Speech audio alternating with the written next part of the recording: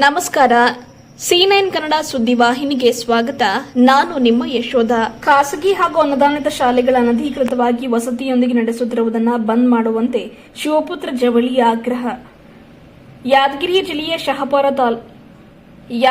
ಜಿಲ್ಲೆಯ ಶಹಾಪುರ ತಾಲೂಕಿನಾದ್ಯಂತ ಖಾಸಗಿ ಹಾಗೂ ಅನುದಾನಿತ ಶಾಲೆಗಳು ಅನಧಿಕೃತವಾಗಿ ವಸತಿಯೊಂದಿಗೆ ನಡೆಸುತ್ತಿರುವ ಶಾಲೆಗಳನ್ನು ಬಂದ್ ಮಾಡುವಂತೆ ಒತ್ತಾಯಿಸಿ ಇಂದು ಶಹಾಪುರ ನಗರದ ಕ್ಷೇತ್ರ ಶಿಕ್ಷಣಾಧಿಕಾರಿಗಳ ಕಾರ್ಯಾಲಯದ ಮುಂಭಾಗದಲ್ಲಿ ಕರ್ನಾಟಕ ರಾಜ್ಯ ದಲಿತ ಸಂಘರ್ಷ ಸಮಿತಿ ಬಣದ ಯಾದಗಿರಿ ಜಿಲ್ಲಾ ಸಂಚಾಲಕ ಶಿವಪುತ್ರ ಜವಳಿ ಮತ್ತು ಶಹಾಪುರ ತಾಲೂಕು ಸಂಚಾಲಕ ಮರೆಪ್ಪ ಕ್ರಾಂತಿ ಅವರುಗಳ ನೇತೃತ್ವದಲ್ಲಿ ಬೃಹತ್ ಪ್ರತಿಭಟನೆ ಮಾಡಲಾಯಿತು.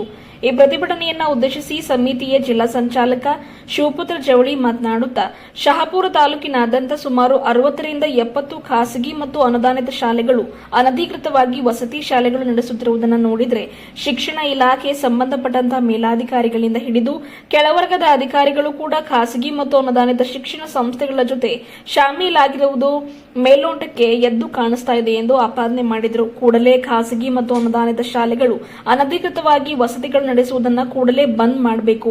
ಇತ್ತೀಚಿನ ದಿನಮಾನಗಳಲ್ಲಿ ಶಿಕ್ಷಣ ಸಂಸ್ಥೆಗಳು ಹಗಲು ದರೋಡೆಗೆ ಇಳಿದಿವೆ ಎಂದರೆ ತಪ್ಪಾಗಲಾರದು ಎಂದರು. ನಂತರ ತಾಲೂಕು ಕ್ಷೇತ್ರ ಶಿಕ್ಷಣಾಧಿಕಾರಿಗಳಿಗೆ ಮನವಿ ಪತ್ರ ಸಲ್ಲಿಸಿದರು. ಈ ಸಂದರ್ಭದಲ್ಲಿ ಕರ್ನಾಟಕ ರಾಜ್ಯ ದಲಿತ ಸಂಘರ್ಷ ಸಮಿತಿಯ ಜಿಲ್ಲಾ ಹಾಗೂ ತಾಲೂಕು ಹೋಬಳಿ ಗ್ರಾಮ ಘಟಕ ಪದಾಧಿಕಾರಿಗಳು ಉಪಸ್ಥಿತರಿದ್ದರು. ವರದಿಗಾರರು ಮೌನೇಶ್ ಆರ್ ಭೋಯಿ.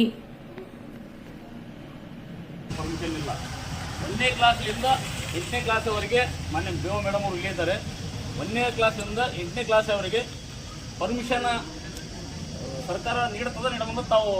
ತಾವೇ ಹೇಳ್ಬೇಕು. ಇಲ್ಲಿ ಬಂದು 1ನೇ ತರಗತಿ 8ನೇ ತರಗತಿ ಸರ್ಕಾರ ವಸತಿ ಸಹಿತ ಅಂತೇಳಿ ಬೋರ್ಡ್ ಎಲ್ಲೆಲ್ಲಿ ಪ್ಲಸ್ ಹಾಕೊಂಡು ಬೋರ್ಡ್ ಹಾಕೊಂಡು ಅಡ್ಮಿಷನ್ ಮಾಡ್ಕೊತಾರೆ. ಒಂದು ಮಗುವಿಗೆ 35 ರಿಂದ 40 ಸಾವಿರ ರೂಪಾಯಿ ತಗೋತಾರೆ.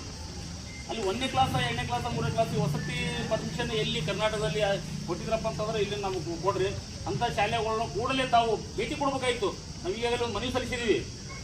ಮನವಿ ಸಲ್ಲಿಸಿ ಒಂದು ತಿಂಗಳಾಗಲಕ್ಕಂತೂ ನಾವು ಮನವಿ ಸಲ್ಲಿಸಿ ಕೂಡಲೇ ವಸತಿ ಶಾಲೆಗಳು ಎಲ್ಲೆಲ್ಲಿ ವಸತಿ ನಡೆಸ್ತಾ ಇದ್ದಾರೆ ಅಂತವ್ರು ಭೇಟಿ ನೀಡಿ ಅವ್ರು ಪರಿಶೀಲನೆ ಮಾಡಿ ಅವ್ರಿಗೆ ಕೂಡಲೇ ಬಂದ್ ಮಾಡ್ರಿ ಅಂತೇಳಿ ಲೆಟರ್ ಕೊಟ್ಟಿವಿ. ಅದಕ್ಕೆ ಇಲ್ಲಿ ತನಕ ಮೊನ್ನೆ BO ಅಧಿಕಾರಿಗಳಿಂದ ನಮಗೆ ಯಾವುದೇ ರಿಪ್ಲೈ ಬಂದಿಲ್ಲ ಅಂತೇಳಿ ನಾವು ಏನು ಸಾಂಕೇತಿಕವಾಗಿ ಧರಣಿ ಅಂದ್ಕೊಂಡಿವಿ.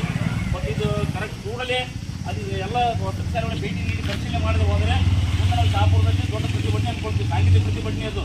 ಯಾಕಂದ್ರೆ ನಾವು ಲೆಟರ್ ಕೊಟ್ಟಿವಿ ಅಂತೇಳಿ ಒಂದು ಸಾಂಕೇತಿಕ ಮಾಡಕತ್ತೀವಿ.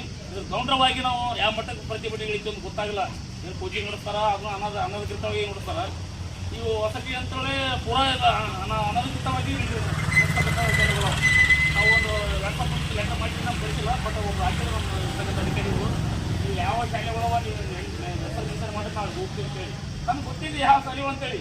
BRC ಇದ್ದಾರೆ, CRC ಇದ್ದಾರೆ, ಆಮೇಲೆ BRPಗಳಿದ್ದಾರೆ. ಎಲ್ಲರಿಗೆ ತಮ್ಮ 2 ಹೊಲ A ಹೊಲ B ಹೊಲದಲ್ಲಿ ಎಷ್ಟು ವಸತಿ ಶಾಲೆ ಯಾರಿಗೆ ಗೊತ್ತಿಲ್ಲ. ಇದೆ ನಮ್ಮ CRCಗಳು ಇಟ್ಟಿದ್ದಾರೆ. ಎಷ್ಟು ವಸತಿ ಶಾಲೆ ಅವ ಎಷ್ಟು ಹಾಸ್ಟೆಲ್ಗಳು ಅಂತ ತಮ್ಗೆ ಗೊತ್ತಿಲ್ಲ. ಗುರುಳೆ ಇದೇ ಇದ್ದಾರೆ. ಬೆಳಿಗ್ಗೆ 7 8 ಹೋದ್ರೆ ಊಟ ಟೈಮಿಗೆ ಸಿಗ್ತಾರೆ. ಒಂದೊಂದು ಸಂಸ್ಥೆದಾಗ 700 ರಿಂದ 800 ಮಕ್ಕಳು ಅವ. 700 800 ಮಕ್ಕಳಿಗೆ ಒಂದು ಮಕ್ಕಳಿಗೆ 40 ರಿಂದ 50 ಸಾವಿರ ತಗೋತಾರೆ. ಏನು ಊಟ ಹಾಕ್ತಾರೆ, ಏನು ನಡೆಸ್ತಾರೆ.